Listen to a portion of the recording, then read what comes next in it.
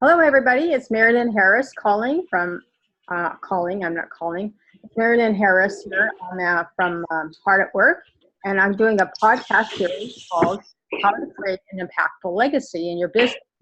And why am I doing this? Is because really want to help employers deal with their ongoing issues with having a happier workplace culture, have better productivity, more profits, and of course, introducing the idea about leading with kindness.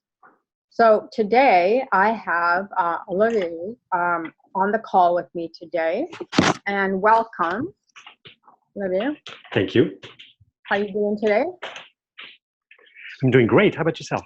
I'm doing great, thank you. So one of the questions I like to ask all the time is basically, how did you get started in doing what you're doing? Sure. It's been an interesting journey. So I'm a marketing executive is my foundation. I'm a two-time CMO in the Valley, in Silicon Valley. And after a number of years, and I think you'll be smile when you hear that, I realized that really I wasn't that interested in marketing, but rather helping people be more successful. And so a few years ago, I started my practice of executive coaching and team training, and leveraging obviously all my years and in startups, because it gives me an understanding of what people are going through, and then helping them go through their challenges. Right. Yeah. So what are some of the challenges that they tend to go through? So depending on the type of engagement I typically have, there's really two types. One is when I'm hired by a company, and under that there's two branches. It's either to help one particular executive who is, on track to get promoted or get a larger scope of responsibilities, but his boss or peers have noticed that there are some aspects of his leadership skills that are lacking, and so they hire me to help him essentially get there. The other is to essentially be available to anybody in the company, and then I assess what the challenges are, the hurdles that people are facing, and when there's a sufficient amount of people that are facing similar hurdles, then it's putting team trainings together. And then, so that's on the corporate side. And then otherwise, I have a number of individuals who come to me because the challenges they're facing can be around changing jobs. Right. Oftentimes, women who are, after being stay-at-home moms, want to re-enter the workforce. It can be about changing careers. So, it's very situational in nature, but it's all folks who, in their life, in their career, are facing something where they actually have the courage to ask for help because they don't feel they're equipped to do it on their own. And that's when I come. Right. Yeah. I just, I did ask for help a week ago, and that was really scary for me. Yeah. And it's interesting because it's scary for a lot of people. Yeah. So I can certainly relate to that about your individual people. And so it sounds like really that you also do group coaching and singular coaching for people, like you were saying, making a transition. Or maybe do you ever find people that are singular in the workplace, they're having a challenge and they're trying to figure out how to overcome that challenge and still stay where they work without finding another job? Yeah, absolutely. That's actually the case with one of my clients right now, who's he's been kind of thrown into a chief digital officer role, but he has not held a leadership position, a C-suite type of position, and so he's trying to cope with and deal with how to adjust his behavior to be seen as somebody who is at the right altitude when it comes to the level of thinking, the level of communication. And so those are all things we're working through right now. Right. And so what kind of things do you help them to overcome? Are there any bigger problems than that? Or is it just making the adjustment to Yeah. become a leader? Well, what I find very interesting that is common to a lot of my clients, which is probably a root cause for why they need help to begin with, Right. is some differing levels of lack and gaps when it comes to emotional intelligence. Right. What I mean by that is the ability to empathize with their peers, Mm-hmm. to actually listen, to ask questions, to relate. Right. And in the end, we're all social animals, Right. and some of these animals don't have the social skills to be successful in an environment where they have to deal with other animals. Right. And so it's helping them through that. And well, first thing is raising the awareness of what they don't have, Mm-hmm. meaning a skill that they lack, which is tricky in and of itself, because nobody wants to hear that they're doing something, that they're not doing something that they should, or are doing something that they should, but not doing it in the right way to achieve the outcome they want. Right. So the conversations typically start with truly an assessment of what their individual situation is, and then raising the awareness that there's a gap. And then once there's acceptance of that, then we work through how do we remedy to that gap? What are some of the tools I can help them with so that they can, be self-sufficient in the future? Because the last thing I want is, and I think that that's my motto in terms of how I do business. Right. I don't want clients forever. Right. Right. My success metric, and this is silly for a small business or a self-employed person to think that way, but my success metric is when they no longer need me because they're Right. self-sufficient. They can do it on their own. Right. That's what I'm driving for. Mm-hmm. That's interesting because most people can't wait to have a long-term client for years and years and years, right? But Yeah. then that creates a dependency. And what you're saying is that you want to create an independent person so that, like you're saying, they Exactly. work on their own. And so I'm sure they still call you once in a while anyway to say, hey, I got a new problem, can we still, Yes. Yeah, that definitely happens. And what is interesting and the benefit to me of thinking about my clients that way is we're both solving for the same thing, right? Oftentimes when you do business with a company, like for example, an agency, they're solving for keeping a client, as you mentioned, right, for a really long time. right, The client's solving for one campaign. They don't want to be locked into a contract with an agency. In the case of my clients, they don't have that feeling. On the contrary, is we both want to get them ready and where they need to be as soon as possible. So what it creates after that is, yes, they do come back and say, by the way, new problem, Olivier, how do I solve that?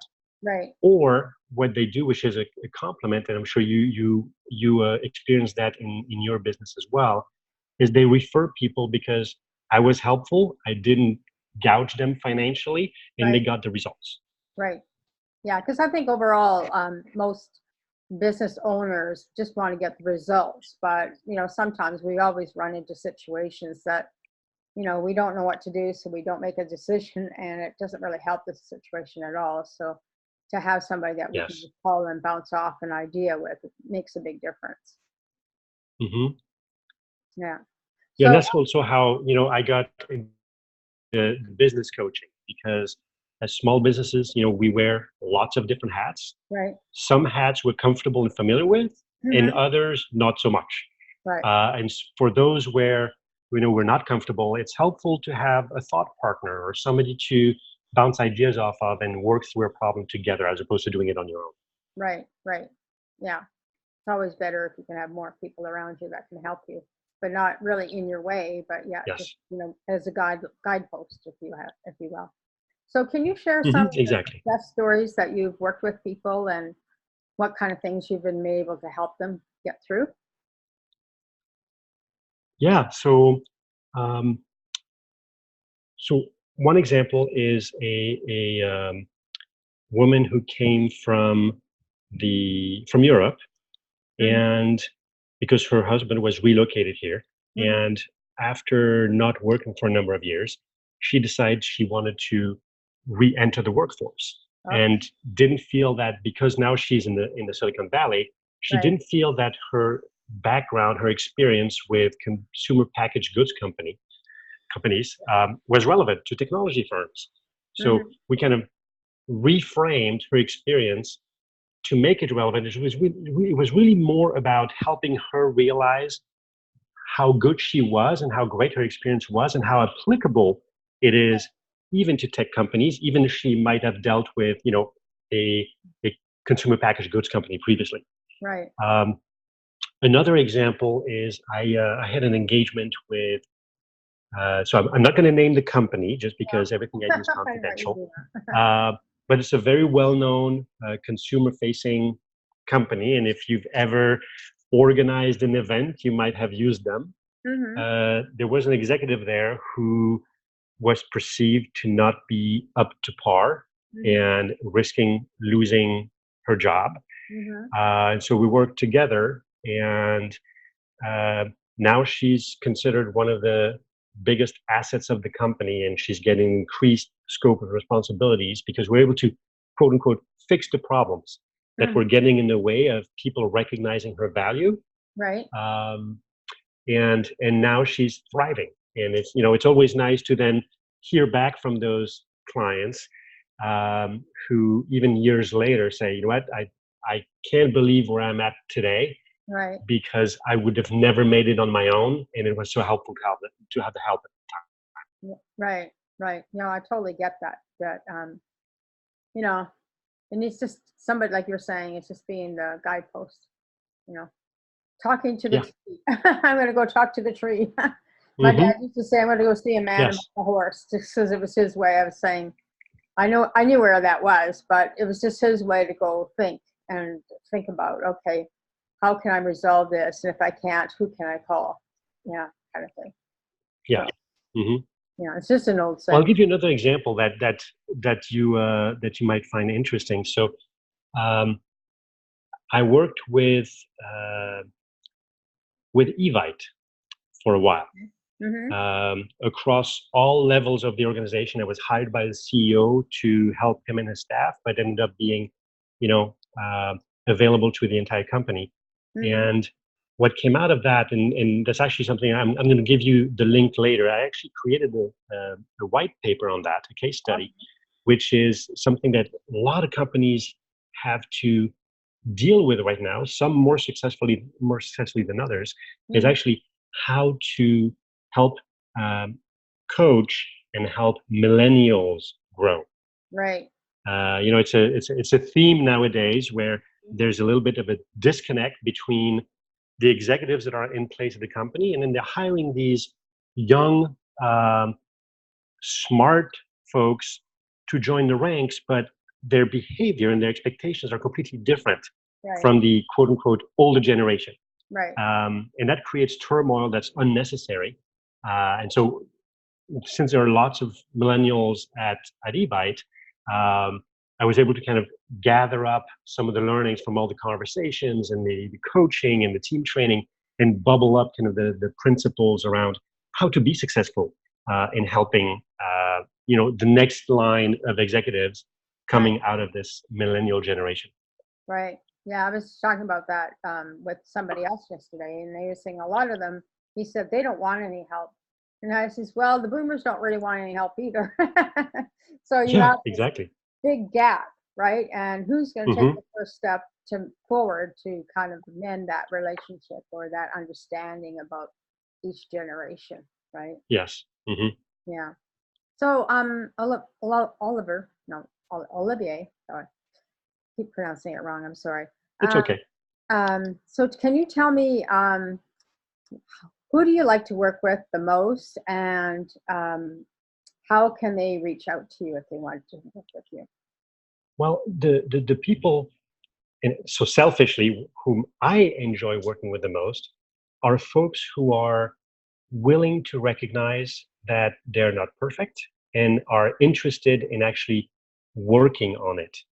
Okay. You have situations where somebody is not performing as they should, Mm-hmm. but they have no intention of changing. Right. That tends to be a frustrating situation for both the coach and the coachee. Right. In terms of, so that's of the folks that I really enjoy working with. In terms of the situation, it could be, it could be a small business owner who needs a helping hand from a business coaching perspective, or it can be folks who are in corporate or individuals facing changes in their careers, or who receive feedback that there are some things they're not doing the way the company wants them to do it, and they need some help to evolve. Right. So those are typically the types of clients I have. And if anyone listening to this or viewing this wants to find out more, they can certainly visit my website. It's hpocoach.com, and that stands for High Performance Outcomes. Or they can just text or call me, and my number is on the website. I'll give it to you right now. It's area code 650-450-8405. Yeah, and plus it'll be on your page where this interview is going to take place. So yes, and they'll have my email on there as well. And the way I work is there's no commitment up front. Mm-hmm. I offer free consultation because what I find most important in any kind of coaching relationship is the person needs to be very comfortable with the coach. Right. And so jumping in with a financial commitment, I don't think is the right way to go about it. So that's why, I think it's good for both parties to figure out first for free whether they're a good match, and then take it from there. Right. No, I totally get that. I mean, you want to get to know the person and their challenge and why they're coming to you, because can't be they want to talk to somebody, but maybe that's true, so you never know. Yeah. And then sometimes, if a person has such a specific issue or challenge where I feel I would not be the best person to help them, then I will tell them that and refer them to somebody else. Right. Yeah. Well, that's great. That's awesome that you do that, Olivia. So anyway, thank you for coming on this call with me today. I so appreciate it. And if you want to get a hold of Olivier, you can find him on his page where this interview will be, and or you can call him now because he gave you his phone number. And anyway, so we'll listen to the next series of interviews. And thank you so much for joining me today. Oh, thanks for having me, Mari-Lyn. Yeah. Very nice speaking to you again. I always enjoy talking with you and seeing how you're doing, and go forth. Thank you. You're welcome. And I hope everybody has a wonderful rest of their week whenever they listen to this. Okay, great. Awesome. Thank you so much. Well, I'll say goodbye for now, and I'll talk to you again soon. Thanks. Bye-bye.